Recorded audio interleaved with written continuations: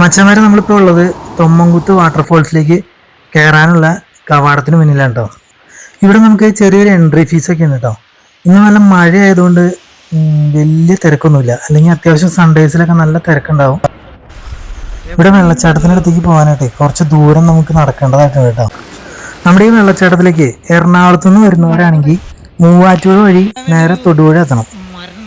അവിടുന്ന് ഒരു 20 കിലോമീറ്റർ സഞ്ചരിച്ച് കഴിഞ്ഞാൽ നമ്മുടെ ഈ തൊമ്മൻകുത്ത് എത്താം കേട്ടോ. നമ്മുടെ ഈ തൊമ്മൻകുത്ത് വെള്ളച്ചാട്ടത്തിൻ്റെ ഈ റൂട്ടിൽ തന്നെ നമുക്ക് വേറൊരു വെള്ളച്ചാട്ടം കൂടി ഉണ്ട് കേട്ടോ.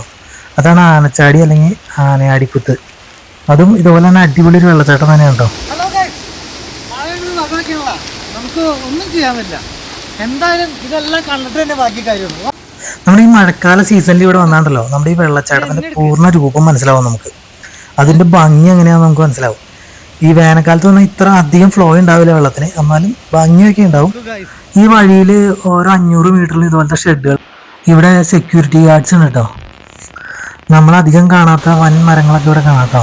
ഈ സമയത്ത് ഇവിടെ നല്ല ശക്തമായിട്ടുള്ള ഒഴുക്കാണ് കേട്ടോ. അപ്പോൾ വലിയ പാറക്കെട്ടിന്റെ കടവിൽ കൂടെയൊക്കെയാണ് ഈ വെള്ളം പോണത്. അതുകൊണ്ട് തന്നെ എൻട്രൻസ് ഇല്ലാത്ത ഭാഗങ്ങളിൽ വെള്ളത്തിലേക്ക് ഇറങ്ങൽ പരമാവധി ഒഴിവാക്കുക. നമ്മുടെ ഇടുക്കി ജില്ലയിലെ പ്രധാന വിനോദസഞ്ചാര മേഖലയിൽപ്പെട്ട ഒരു സ്ഥലമാണ് നമ്മുടെ തൊമ്മൻകുത്ത് വെള്ളച്ചാട്ടം. ഏകദേശം സമുദ്രനിരപ്പിൽ നിന്നും 2600 അടി ഉയരത്തിലാണോ നമ്മുടെ ഈ തൊമ്മൻകുത്ത് വെള്ളച്ചാട്ടം സ്ഥിതി ചെയ്യുന്നത്.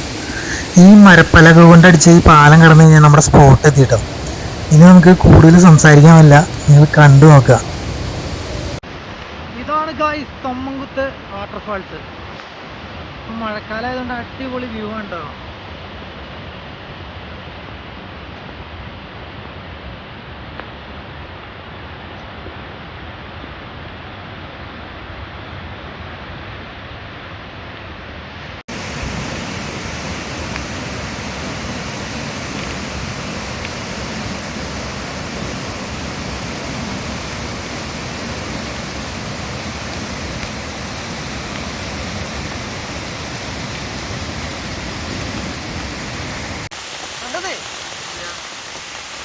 കണ്ടോ ഞാൻ കണ്ടില്ല, നീ കണ്ടോ?